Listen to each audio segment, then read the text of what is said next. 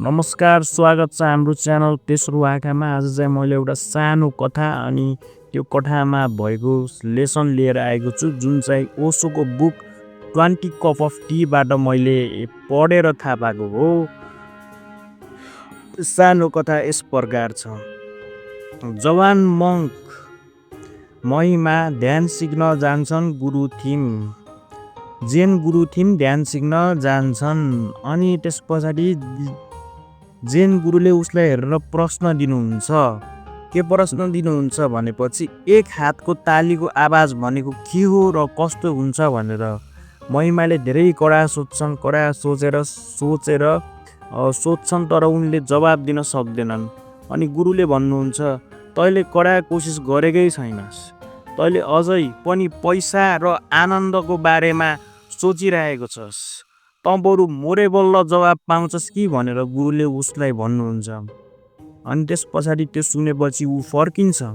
फर्केपछि फेरि केही हप्तापछि महिमा गुरु थिम जान्छ। गुरुले त जवाब पायो क्या उले भन्ने सोच्छन्। अनि गुरुले भन्नुहुन्छ, केही हप्तापछि गएपछि ऊ महिमा गएर गुरु थिम गएर मरेको जस्तो गरिदिन्छ। अनि गुरुले भन्नुहुन्छ, मेरो सल्लाह त मानेछौ, मेरो जवाब पायो कि पाएनौ त भनेर। अनि त्यस पछाडि उसले एउटा आँखा खोलेर जवाब त पाएन भन्छ। अनि त्यस पछाडि गुरुले भन्नुहुन्छ, मरेको मान्छे बोल्दैनन्, उठ अनि जाऊ भनेर भन्नुहुन्छ।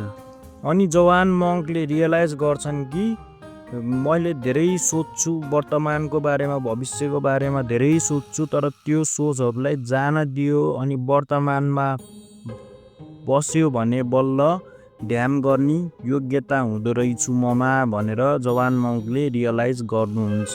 त्यस पछाडि यो सानो कथाबाट हामीले के बुझ्न सकिन्छ त? हामीले के बुझ्न सकिन्छ भनेपछि यो सानो कथाबाट ज्ञान, शान्तता र जान दिनु, लेटिङ गोबाट आउँछ, प्रयास र कडा सोचबाट होइन। वर्तमान र सतर्क हुनुबाट ज्ञान आउँछ। अनि त्यस पछाडि शान्तता र लेटिङ गोबाट ज्ञान आउँछ।